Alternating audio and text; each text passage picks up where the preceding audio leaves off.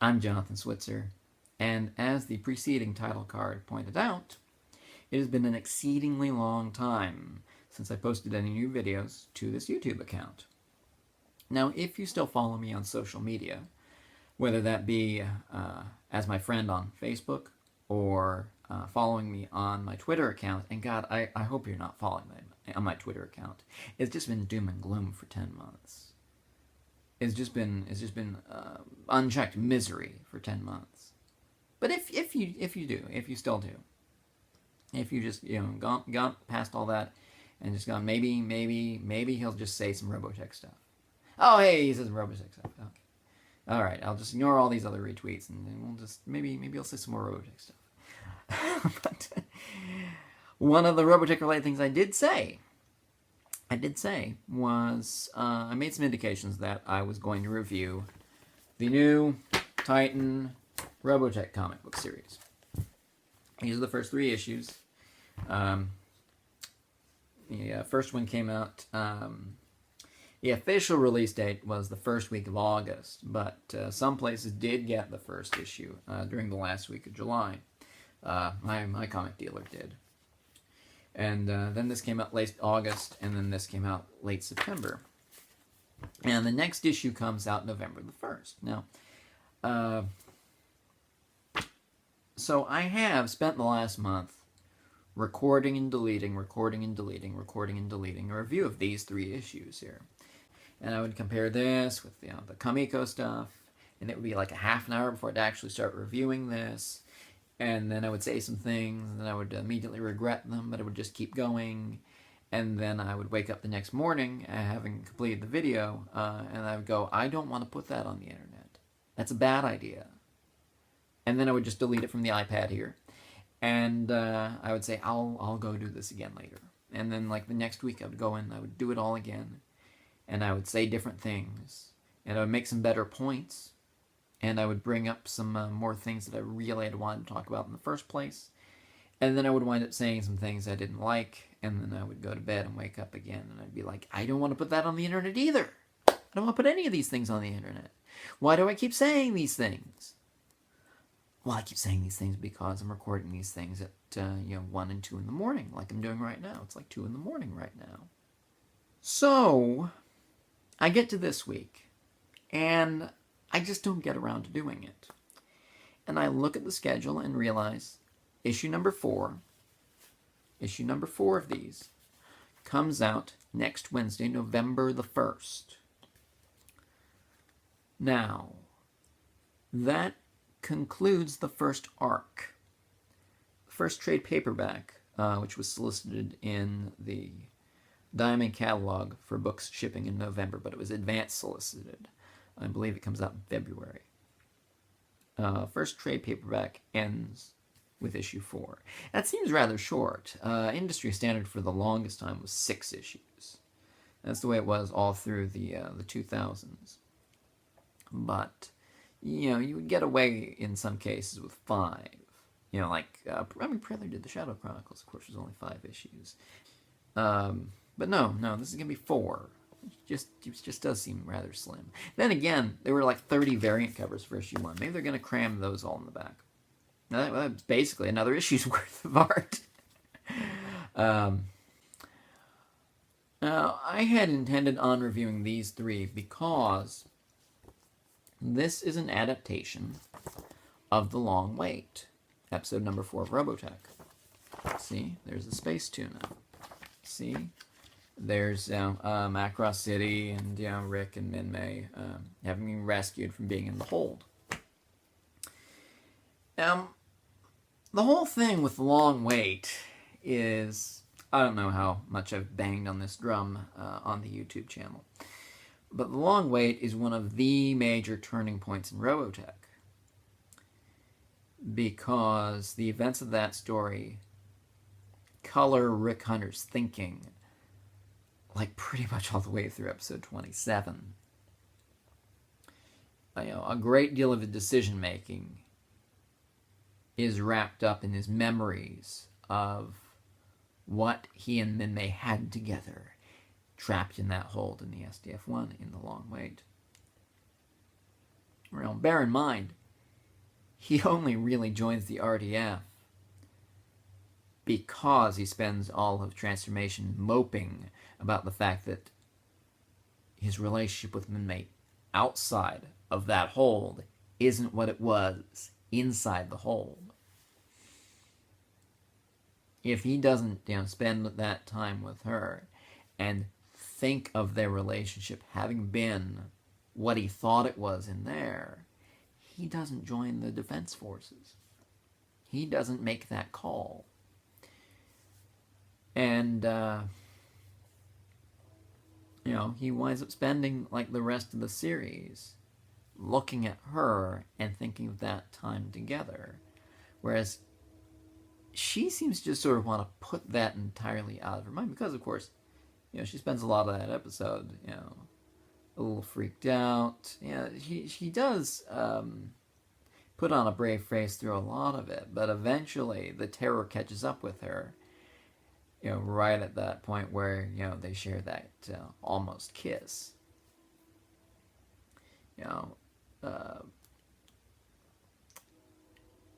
And yet, the interesting thing about the comic here is that she never gets to that point there. They together never get to that point there. So it feels a lot less critical, despite the fact that it is a pretty straightforward adaptation of that. Look, there's even the scene where Lisa and Claudia, have coffee and talk about the resettlement of the Macross survivors inside the ship. And they also have an all-new scene here with Roy and Lovell talking about stuff. But they do go out and they hunt the space tuna. I mean, there's a lot of the long wait in there, but the feeling of it's very different. And I was going to spend the review building up to that fact and building up to how differently things might proceed, and I still will. But issue 4 caps the arc, and so I can look at that whole arc as a whole. And there's more. There's more about issue number 4. There's a very critical thing about that, which is Titan has been promoting the fact that they're going to bump someone off early in issue number 4. They're going to kill off a major character early. Now, you take a look at the covers for issue number 4 here. There's Global in front of the ship, which indicates, we're doing Transformation. And then there's 2 Roy Fokker covers. And those 2 guys seem to me to be pretty reasonable candidates for being bumped off early. Global, because one of the variant covers for issue number 5 is Lisa in the SDF2 Mega Road captain's uniform from the Macross art books. And they could be just using a uniform that did not get used in the toy line. And like in the toy line, they actually have her. The figure is her in the spacesuit, and the card art is her in her regular bridge uniform. So they might have decided, hey, let's just use a different outfit. But it could be that they just get rid of Global. Bear in mind, one of the original plans for Macross was to have a female captain of the ship. And Robotech always portrays Lisa as the first officer. So, she would be the person to ascend, if Global got bumped off. But then again, they could just kill Roy early. And there's a pretty good case to be made for doing that, based on the way the story's gone so far. And if it does turn out to be the case that happens, I will be very happy to explain that in the review. Likewise, at the end of this issue, Rick does get some weird nosebleed. So maybe they bump Rick off. I don't know. But the thing is, the thought I had was, do I really want to do the full-scale review of all these comics and then talk about that, and have that be the capper to my full-scale review of the comics, and then have the comic where it's revealed come out in less than a week. No, I don't want to do that. That would be silly. That would be silly, and no, let's not do that. So, this is the plan right now. I'll be able to get my hands on a digital copy of issue number 4 the night of Tuesday the 31st / early AM hours of Wednesday the 1st. And then I'll record that night. And then I'll do very minimal editing and post it. And it'll be up sometime Wednesday. And then you'll get to see my full thoughts on what will be the first book of the Titan Comics Robotech comic, written by industry veteran Brian Wood, a fellow who's written Star Wars, he's written Conan, he's written X-Men, written, many better things than those. I love Demo, the series he did, God, I think it was almost 15 years ago now. It was reprinted by Vertigo several years back, and that's when I got the collected edition of that. And that's with art by Becky Cloonan, a young and raw Becky Cloonan, and I just love that book to pieces. They did a sequel at Vertigo that I think they packaged the two together. I don't think the second series is quite as good. It doesn't have the same sort of young, raw energy that the first did. Demo's a series about basically young people in a much more realistic milieu than, like, say, the X-Men, with superpowers, just going through their day-to-day lives and the complications that come with those powers, and the relationships that are forged through those abilities. It's a great book. And then he also did a Local with Ryan Kelly. Love that to bits too. That's basically the story of a young woman who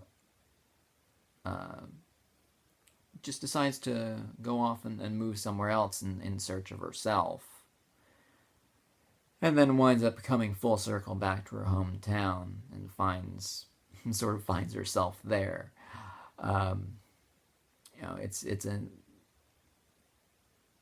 It's a really touching, interesting, somewhat sad, story of restlessness and the kinds of things you do trying to grow up and trying to forge your own identity. It's a lovely piece of work.